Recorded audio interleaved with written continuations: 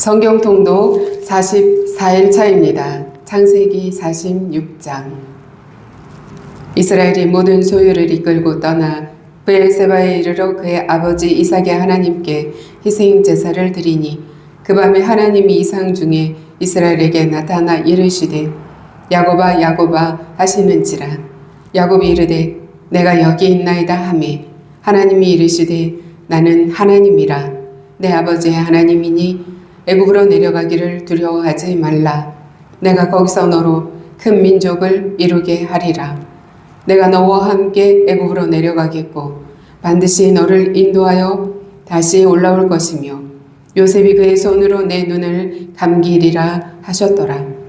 야곱이 브엘세바에서 떠날새 이스라엘의 아들들이 바로로 그를 태우려고 보낸 수레에 자기들의 아버지 야곱과 자기들의 처자들을 태우고 그들의 가축과 가나안 땅에서 얻은 재물을 이끌었으며 야곱과 그의 자손들이 다 함께 애굽으로 갔더라.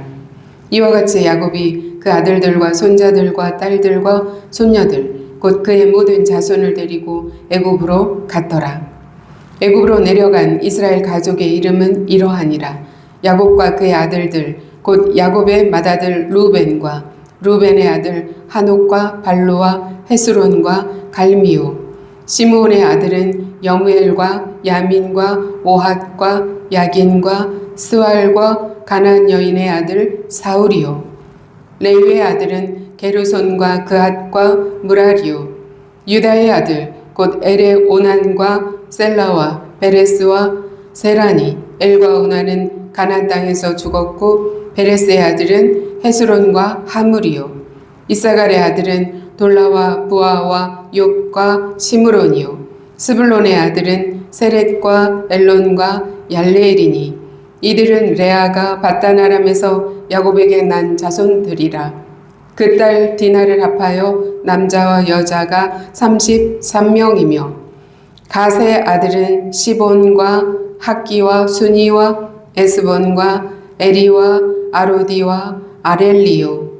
아셀의 아들은 임나와 이스와와 이스위와 부리아와 그들의 누이 세라며 또 부리아의 아들은 헤벨과 말게리니 이들은 라반이 그의 딸 레아에게 준 실바가 야곱에게 낳은 자손들이니 모두 16명이라. 야곱의 아내 라헬의 아들 곧 요셉과 베냐민이요. 애굽 땅에서 온의 제사장 보디베라의 딸 아스낫이 요셉에게 낳은 므낫세와 에브라임이요. 베냐민의 아들 곧 벨라와 베겔과 아스벨과 게라와 나아만과 에히와 로스와 므빔과 훗빔과 아르시니 이들은 라헬이 야곱에게 낳은 자손들이니 모두 14명이요. 단의 아들 후심이요. 납달리의 아들 곧 야세엘과 구니와 예세엘과 실렘이라. 이들은 라반이 그의 딸 라헬에게 준 빌하가 야곱에게 낳은 자손들이니 모두 7명이라. 야곱과 함께 애굽에 들어간 자는 야곱의 며느리들 외에 66명이니 이는 다 야곱의 몸에서 태어난 자이며 애굽에서 요셉이 낳은 아들은 2명이니 야곱의 집사람으로 애굽에 이른 자가 모두 70명이었더라.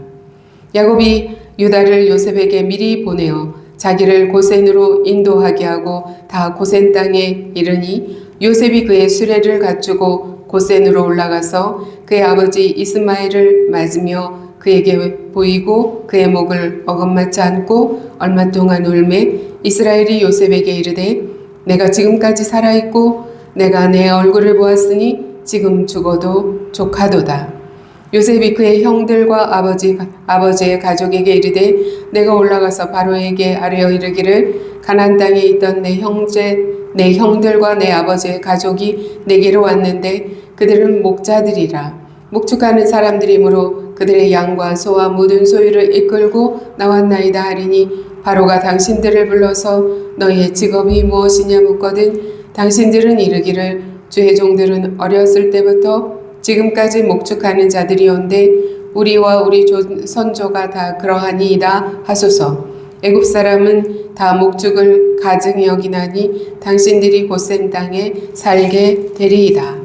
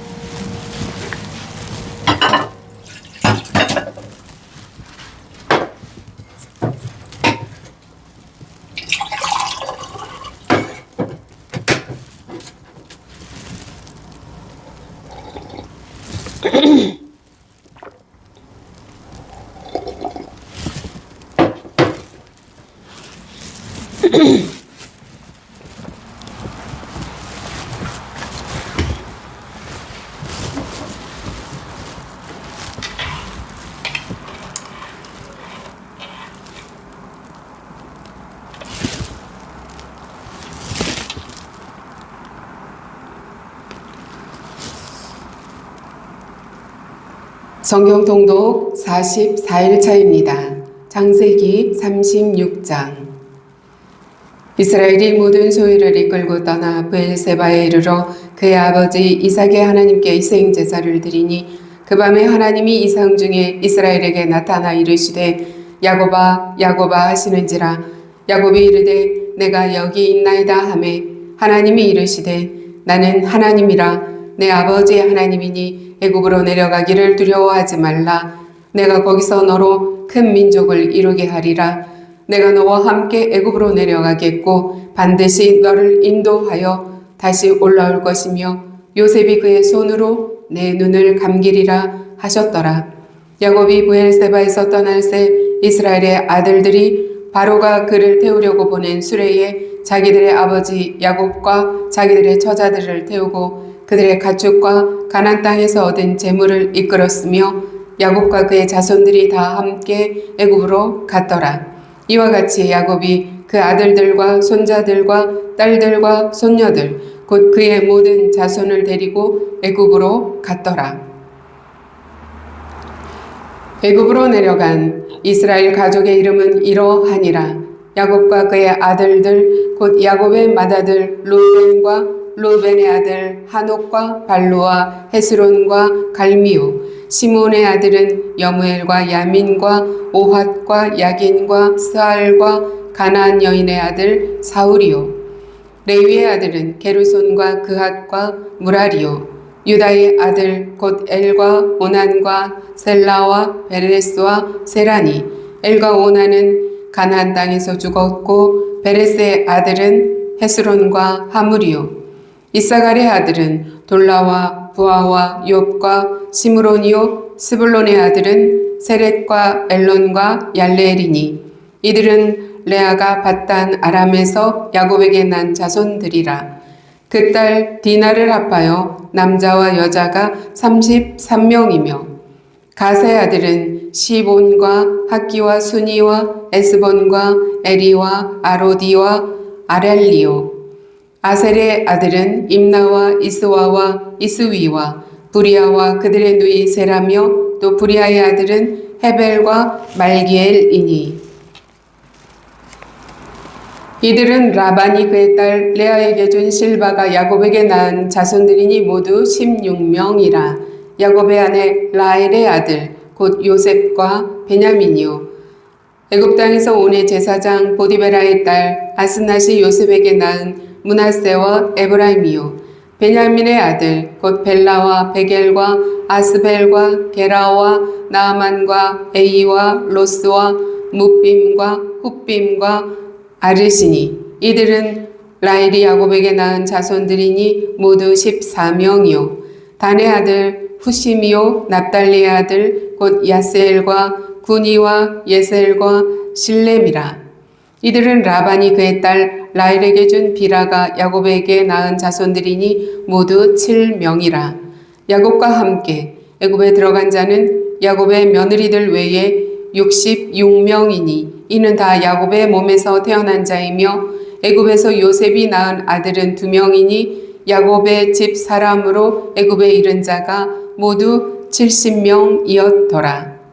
야곱이 유다를 요셉에게 미리 보내어 자기를 고센으로 인도하게 하고 다 고센 땅에 이르니 요셉이 그의 수레를 갖추고 고센으로 올라가서 그의 아버지 이스마엘을 맞으며 그에게 보이고 그의 목을 어긋맞춰 안고 오랫동안 울매 이스라엘이 요셉에게 이르되 내가 지금까지 살아있고 내가 내 얼굴을 보았으니 지금 죽어도 족하도다. 요셉이 그의 형들과 아버지의 가족에게 이르되 내가 올라가서 바로에게 아뢰어 이르기를 가나안 땅에 있던 내 형들과 내 아버지의 가족들이 내게로 왔는데 그들은 목자들이라 목축하는 사람들이므로 그들의 양과 소와 모든 소유를 이끌고 왔나이다 하리니 바로가 당신들을 불러서 너희의 직업이 무엇이냐 묻거든 당신들은 이르기를 주의 종들은 어렸을 때부터 지금까지 목축하는 자들이온데 우리와 우리 선조가 다 그러하니이다 하소서. 애굽 사람은 다 목축을 가증히 여기나니 당신들이 고센 땅에 살게 되리이다. 마가복음 16장입니다. 안식일이 지나매 막달라 마리아와 야고보의 어머니 마리아와 또 살로메가 가서 예수께 바르기 위하여 향품을 사다 두었다가 안식 후 첫날 매우 일찍이 해돋을 때에 그 무덤으로 가며 서로 말하되 누가 우리를 위하여 무덤 문에서 돌을 굴려주리오 하더니 눈을 들어본즉 벌써 돌이 굴려져 있는데 그 돌이 심히 크더라. 무덤에 들어가서 흰옷을 입은 한 청년이 우편에 앉은 것을 보고 놀라매 청년이 이르되 놀라지 말라. 너희가 십자가에 못 박히신 나사렛 예수를 찾는구나. 그가 살아나셨고 여기 계시지 아니하니라. 보라 그를 두었던 곳이니라.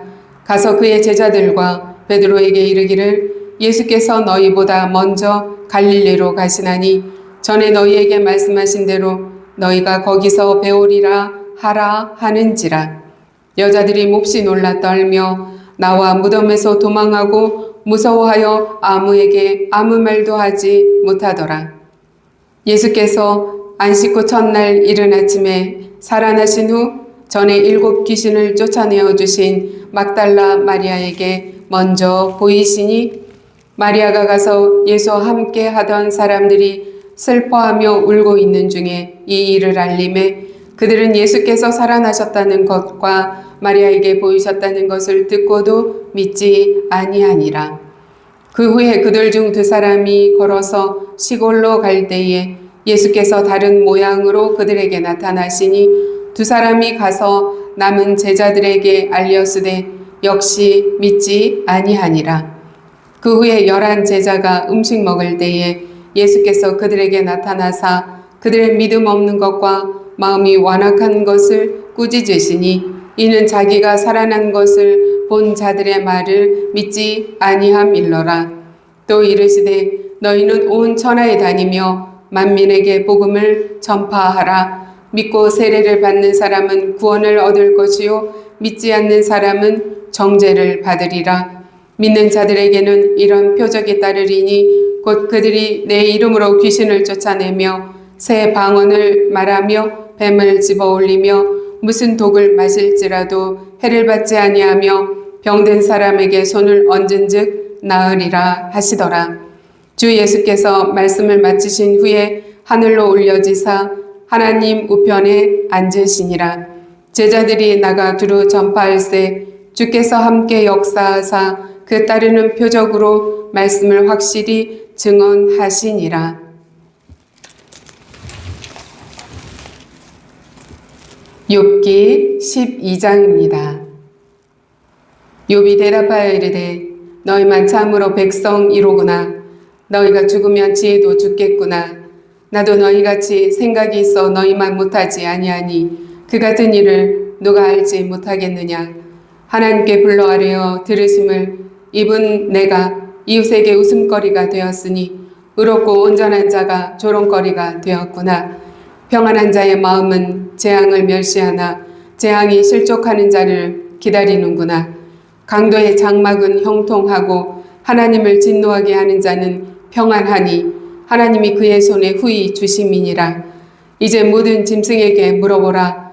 그것들이 내게 가르치리라. 공중의 새에게 물어보라. 그것들이 또한 내게 말하리라. 땅에게 말하라. 내게 가르치리라. 바다의 고기도 내게 설명하리라. 이것들 중에 어느 것이 여호와의 손이 이를 행하신 줄을 알지 못하랴.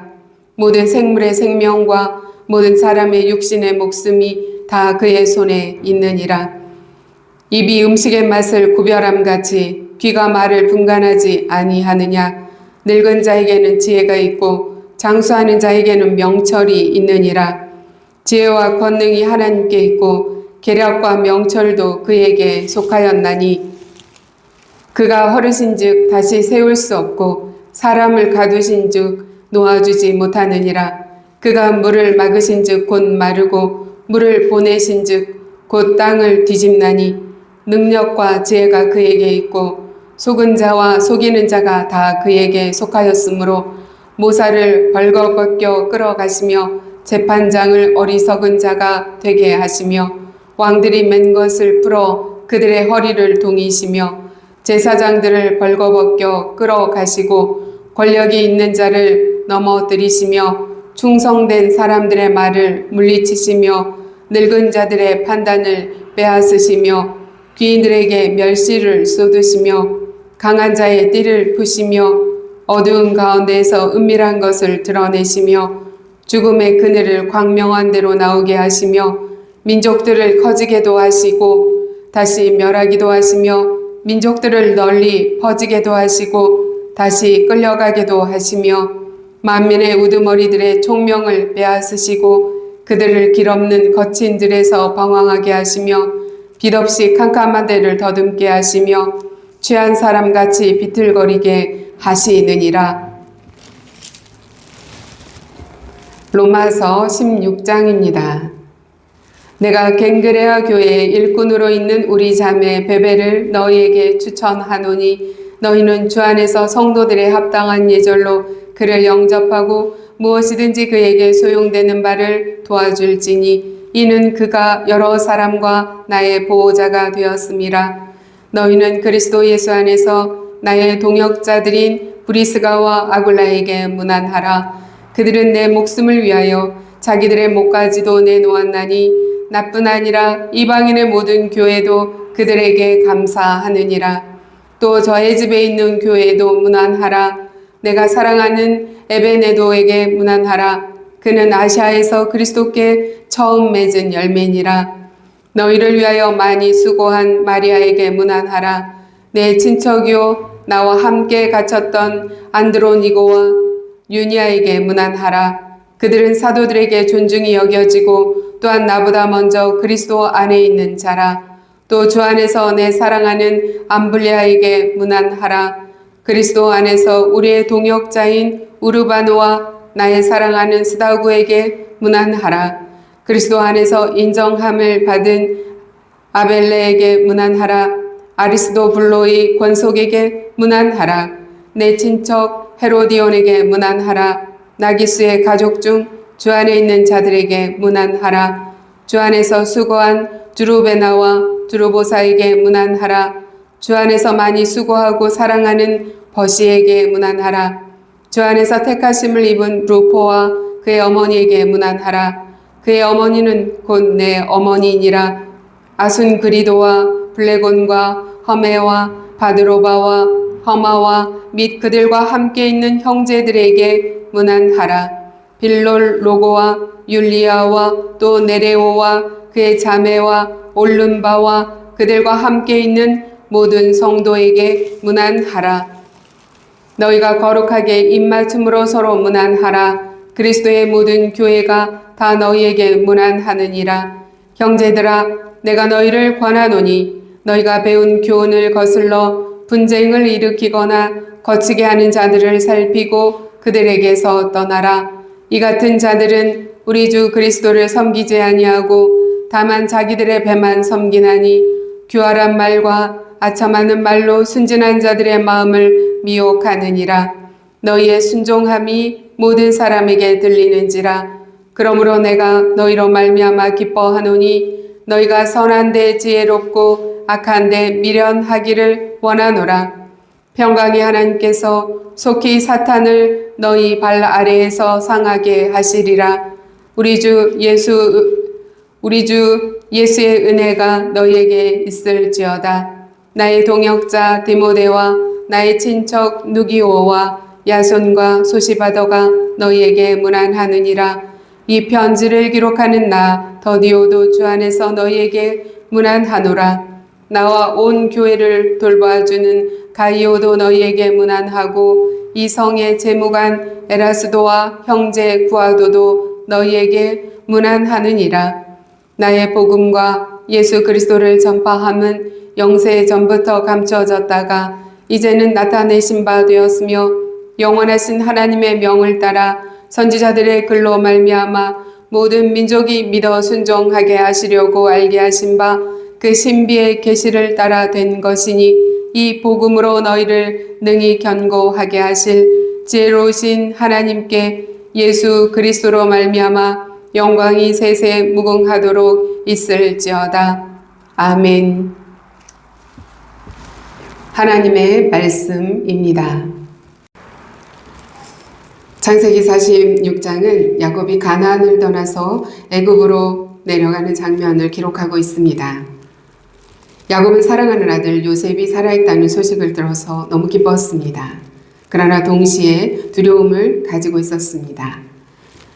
인생의 새로운 장을 시작해야 할 때, 익숙한 것을 떠나야 할 때 우리는 두려워합니다.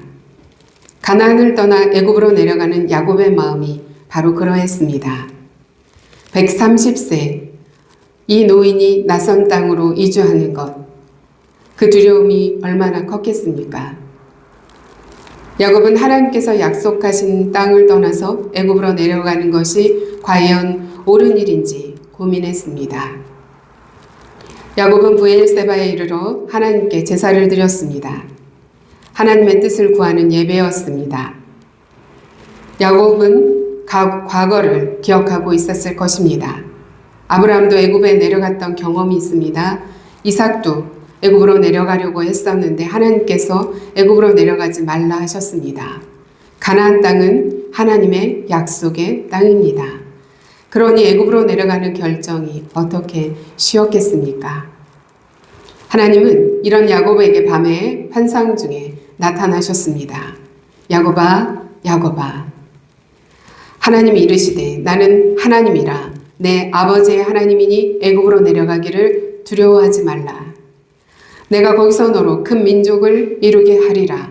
내가 너와 함께 애굽으로 내려가겠고 반드시 너를 인도하여 다시 올라올 것이며.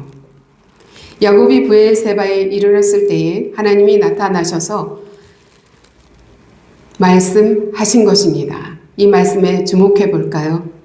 두려워하지 말라 하십니다. 야곱의 두려움을 하나님 알고 계십니다. 내가 함께 내려가겠다 약속하십니다. 동행의 약속이십니다. 반드시 인도하여 다시 올라올 것이며 귀환에 대한 보장을 하셨습니다. 함께 하심에 대한 약속, 언약 성취에 대한 약속, 소망의 약속입니다. 내가 너와 함께 애굽으로 내려가겠고 거기서 큰 민족을 이루게 하리라. 반드시 너를 인도하여 다시 올라올 것이다. 약속하십니다. 하나님의 말씀을 들은 야곱은 즉시 길을 떠났습니다. 애굽으로 내려간 가족들의 이름이 창세기 46장에 길게 나열이 되어 있습니다. 이것은 하나님께서 약속하신 대로 야곱의 가문을 보존하고 계심을 보여주는 증거입니다. 70명으로 내려간 이 가족이 출애굽 때에는 200만 명이 됩니다. 하나님의 약속이 무엇입니까? 큰 민족을 이루게 하리라는 것입니다. 출애굽 때에 2만 명이 됩니다. 약속이 성취되기 시작한 것입니다. 야곱은 마침내 요셉을 만나게 됩니다. 요셉은 아버지를 끌어안고 오래도록 울었습니다. 수십 년 동안 죽은 줄 알았던 그 아들을 다시 만난 기쁨, 아버지를 다시 만난 기쁨. 야곱과 요셉은 이렇게 서로 안고 울었습니다. 하나님은 야곱의 인생에서, 요셉의 인생에서 가장 아픈 상처를 회복시키셨습니다. 야곱은 약속의 땅을 떠났지만 하나님은 애굽에서도 함께 하셨고 그곳에서 큰 민족을 이루셨으며 결국 약속을 성취하셨습니다. 우리가 중요한 결정 앞에서 먼저 하나님께 묻는 삶을 살기를 바랍니다. 두려움보다 하나님의 약속을 더 신뢰할 수 있기를 바랍니다. 현재의 어려움 속에서도 하나님의 언약이, 약속이 이루어지고 있다라는 사실을 믿음으로 고백하며 오늘도 승리하기를 축원합니다. 마가복음 16장입니다. 기독교 신앙의 중심은 십자가와 부활입니다. 십자가가 죄 사함의 사건이라면 부활은 죄와 사망에 대한 완전한 승리의 사건입니다. 만약 예수님의 부활이 없다면 우리의 믿음도 헛되고 구원도 확신할 수 없습니다. 마가복음 16장은 예수님의 부활 사건과 그 부활이 제자들과 성도들의 삶에 가져온 변화를 기록하고 있습니다. 특별히 두 가지 모습이 대조적으로 나타나고 있는데 하나는 부활 이전의 우리의 모습이고 다른 하나는 부활하신 주님을 만난 후 변화된 모습이라고 할 것입니다. 예수께서 십자가에서 죽으신 후 안식일이 지나자 막달라 마리아와 여러 여인이 향품을 가지고 무덤으로 갔습니다. 그들은 예수님의 부활을 기대하고 간 것이 아닙니다. 죽은 예수님의 시신에 향품을 바르기 위해서 갔습니다. 무덤으로 가는 길에 그들은 걱정했습니다. 누가 우리를 위하여 무덤문에서 돌을 굴려주리오. 문제에 집중된 이들의 시선을 보게 됩니다. 막달라 마리아가 부활의 주님을 보게 됩니다. 그래서 부활의 주님을 전했습니다. 그러나 제자들은 믿지 않았습니다. 엠마오로 가던 두 제자가 예수님을 만났습니다. 그래서 증언했지만 그 역시 믿지 않았습니다. 부활의 소식을 들어도 쉽게 믿지 않았던 것입니다. 여인들이 무덤에 도착했을 때 이미 돌은 굴려져 있었습니다. 천사는 그가 살아났고 여기 계시지 아니하다고 증언했습니다. 예수님의 부활은 예수님이 참 하나님이심을 증명하고 있습니다. 예수님은 죽기 전에 여러 번 부활을 예고하셨습니다. 그 예고하신 대로 예수께서 부활하셨습니다. 죄와 사망에 대한 승리를 이 부활을 통해 예수님은 선포하고 계십니다. 모든 인간은 죽음 앞에서 무력합니다. 그러나 예수께서는 죽음을 이기셨습니다. 부활은 사망 권세가 더 이상 최종 권세가 아님을 우리에게 보여주고 있습니다. 우리 성도는 부활을 보증받았습니다. 예수님의 부활은 장차 성도들이 경험할 부활의 첫 열매입니다. 예수님이 살아나셨기에 우리도 영원히 살게 됩니다. 예수님은 의심하는 제자들을 직접 찾아오셨습니다. 주님은 부족한 제자들이었지만 그들을 회복시키시고 또한 다시 사명을 부여하십니다. 너희는 온 천하에 다니며 만민에게 복음을 전파하라. 두려움에 숨어있던 제자들에게 이제 다시금 사명을 주시고 그들은 담대한 증인이 됩니다. 실패했던 사람들이었지만 부활의 주님을 만나서 복음의 일꾼이 됩니다. 부활은 죽음을 이기시고 사람을 변화시키시는 능력입니다. 오늘도 부활의 주님을 만난 사람은 변화합니다. 절망에서 소망으로 변화합니다. 두려움이 담대함으로 변화합니다. 죄의 종이었던 사람이 하나님의 자녀로 살아갑니다. 자기 중심적인 삶을 살았던 사람이 하나님 중심적인 삶을 살아가게 됩니다. 많은 사람들이 부활을 미래의 사건으로만 생각합니다. 그렇지만 오늘 말씀에서 부활이 현재의 삶을 변화시키는 능력임을 우리에게 보여주고 있습니다. 예수님은 승천하시면서 제자들을 세상으로 보내셨습니다. 그리고 그 제자들과 함께 하셨습니다. 마가복음 16장 20절을 보면 주께서 함께 역사하사 기록되어 있습니다. 주님께서 함께 하셨다는 것입니다. 부활하신 주님은 지금도 살아계십니다. 부활하신 주님은 교회 가운데 역사하십니다. 부활하신 주님은 성도인 우리와 동행하십니다. 부활하신 주님은 주님을 섬기는 사람들과 함께 동행하십니다. 마가복음 16장은 빈 무덤으로 끝나는 이야기가 아닙니다. 부활하신 주님께서 제자들을 만나시고 그들을 회복시키시고 그들에게 사명을 다시 주시고 세상으로 보내셨습니다. 부활은 과거의 사건이 아닙니다. 세상으로 오늘도 보내시는 오늘의 사건입니다. 오늘도 우리를 부활의 증인으로 보내시는 오늘의 사건입니다. 부활은 오늘의 능력입니다. 예수님은 지금도 살아계셔서 우리와 함께 계십니다. 하나님의 말씀을 신뢰하기를 원합니다. 주님을 바라보기를 원합니다. 부활의 주님을 바라보며 부활의 증인으로 살아가기를 예수 그리스도의 이름으로 축원합니다. 욥기 12장입니다. 욥의 친구들은 자신이 모든 답을 알고 있다고 생각했습니다. 그래서 욥을 정죄합니다. 친구들은 자신의 경험과 전통적인 신앙의 지식으로 욥의 상황을 해석했습니다. 그들의 논리는 단순했습니다. 의인은 복을 받는다. 죄인은 벌을 받는다. 그러므로 욥이 당하는 고난은 죄 때문이다. 이 논리입니다. 오늘날에 우리도 비슷한 실수를 이 친구들처럼 합니다. 성공하면 하나님이 축복하신 것이라 단정합니다. 실패하면 믿음이 부족하다고 우리가 판단합니다. 고난당하는 사람을 향해서 쉽게 우리가 그 이유를 분석합니다. 그러나 우리는 하나님의 모든 계획을 알 수 없습니다. 우리의 지식은 제한적이고 우리의 시야는 좁고 우리의 판단은 불완전합니다. 그러므로 고난의 의미를 모두 설명할 수 있다고 생각하는 순간 우리는 욥의 친구들과 같은 자가 되는 것입니다. 욥은 세 친구의 주장에 반박합니다.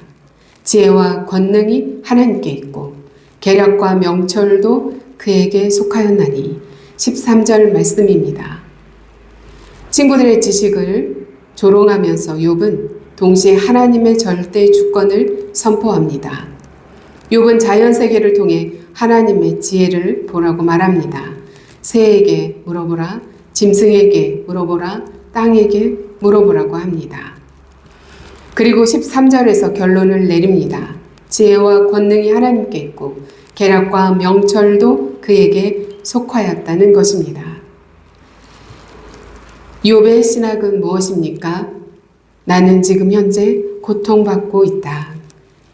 이유를 알지 못한다. 그러나 하나님은 알고 계시며 그 하나님은 지혜와 권능을 가지고 계신다는 것이 욥의 신학입니다.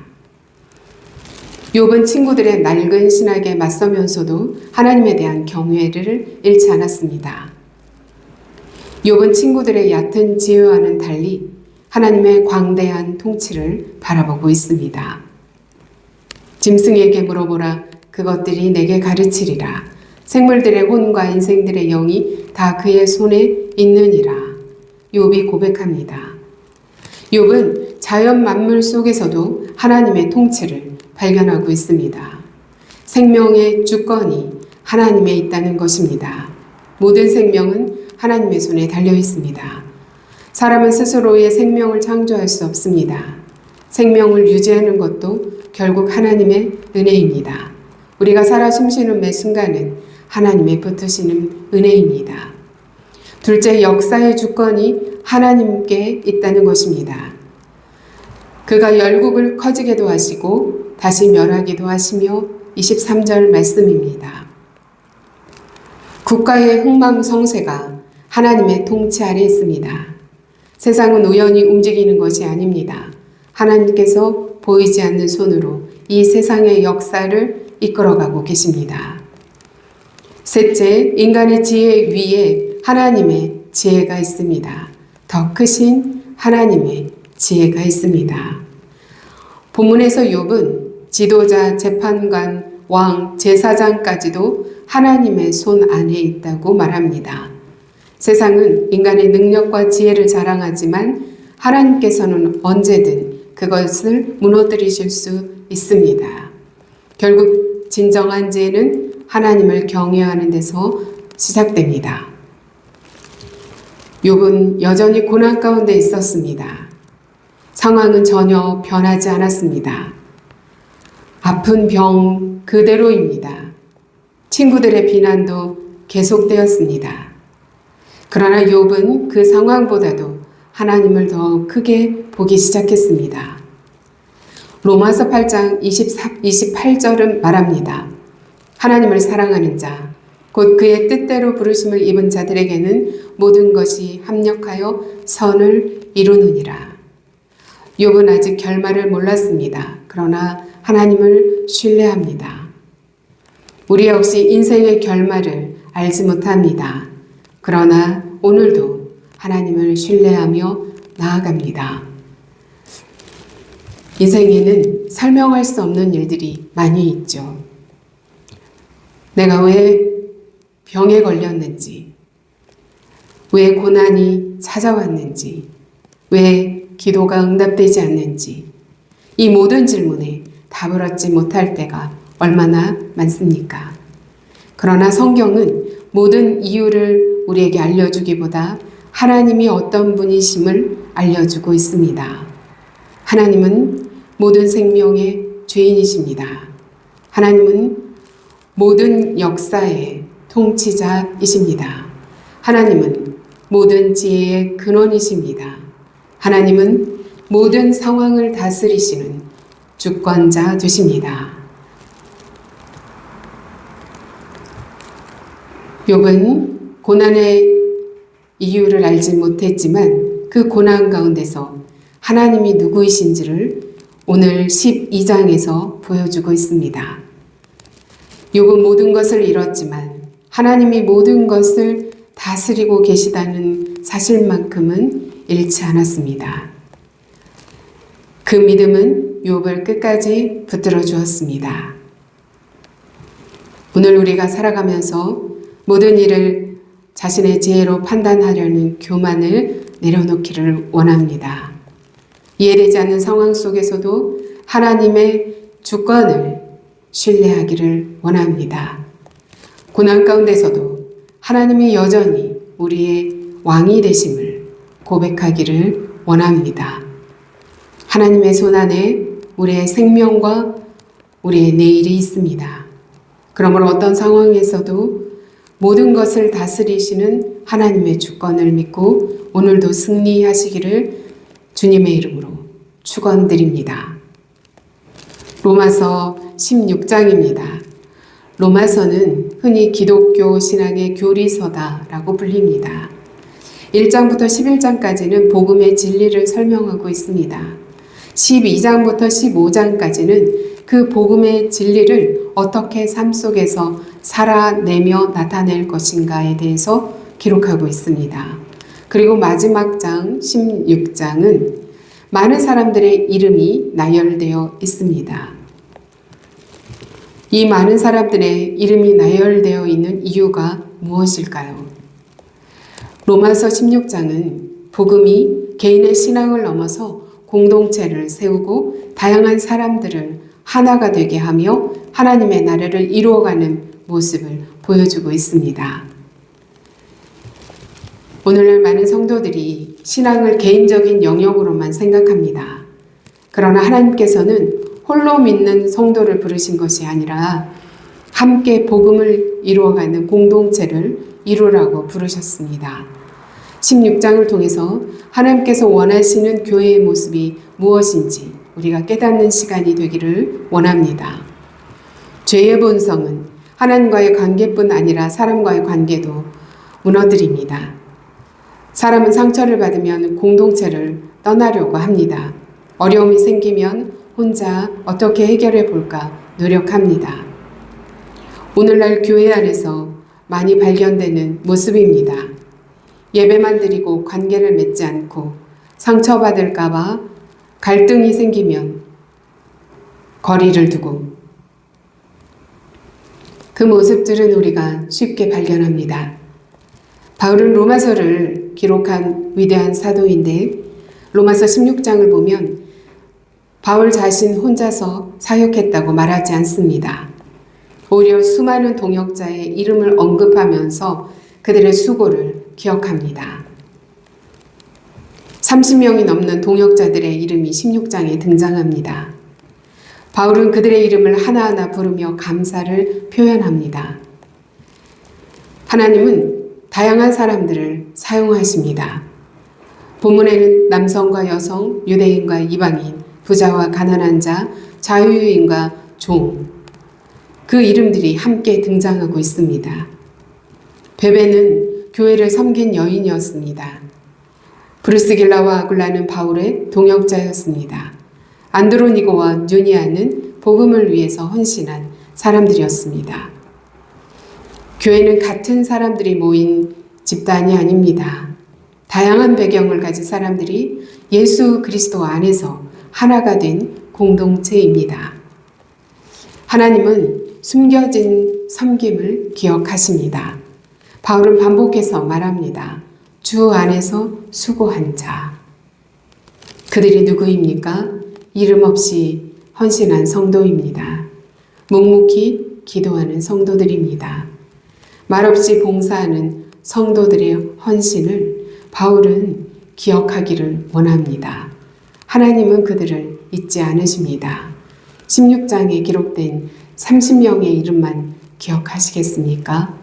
보이지 않는 곳에서 헌신한 모든 자들을 하나님께서는 기억하고 계십니다.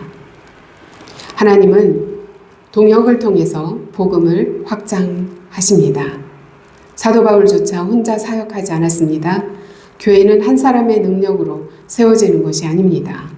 각 사람이 받은 은사를 따라 함께 섬길 때 복음이 확장됩니다. 하늘문 교회는 각 사람이 받은 은사를 따라 하나됨 안에서 예수 그리스도 안에서 복음을 전하는 공동체가 되기를 소망합니다.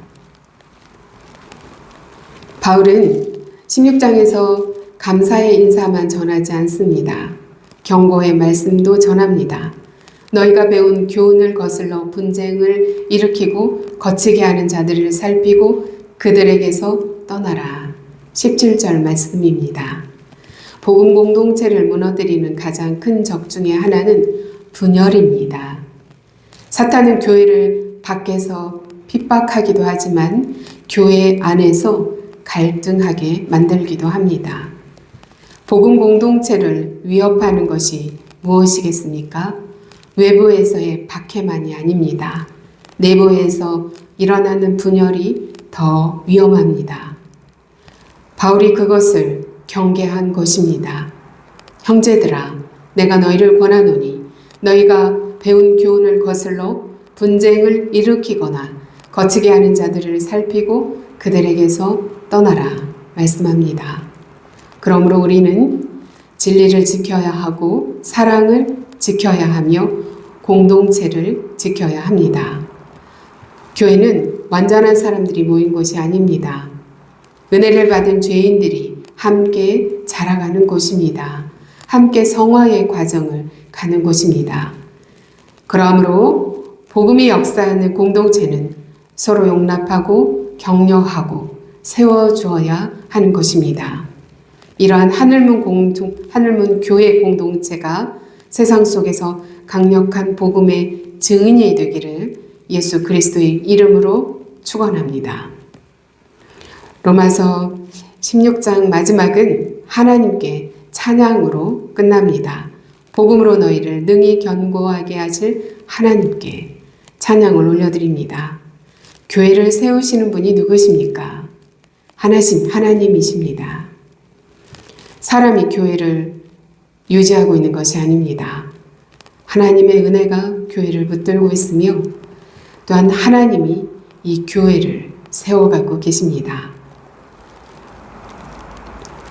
우리가 두 가지를 기억해야겠습니다. 나는 복음 공동체의 한 지체라는 것입니다. 각자의 역할이 다르지만 모두 예수 그리스도의 복음 안에 하나입니다. 둘째, 하나님은 여러분 자신을 통해서, 나를 통해서 교회를 세워가십니다. 교회는 참여하는 곳입니다. 멀찍이 바라보는 곳이 아닙니다. 교회는 섬기는 곳입니다.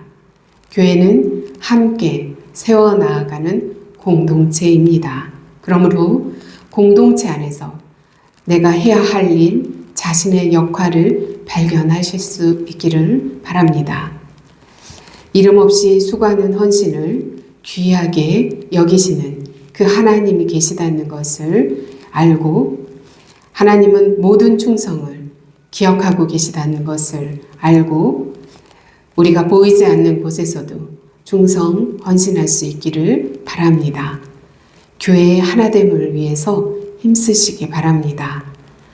서로 화해와 사랑을 택하는 저와 여러분이 되기를 소망합니다. 기도하십니다. 함께 하시는 하나님 아버지, 야곱처럼 새로운 길 앞에서 두려워할 때 저희에게 함께 하시는 하나님의 말씀을 기억하게 하옵소서. 부활하신 예수님이 오늘도 살아계심을 믿고 승리의 삶을 살게 하여 주옵소서. 욥처럼 이해되지 않는 고통 속에 있다면 지혜와 권능이 하나님께 있다고 하나님의 주권을 고백하며 오늘도 승리케 도와주옵소서. 바울처럼 공동체 안에서 서로의 이름을 기억하고 격려하고 감사하며 하나님의 은혜 안에서 그 공동체, 하늘문 교회가 세워져 갈 수 있도록 은혜 내려 주옵소서. 예수님의 이름으로 기도합니다. 아멘.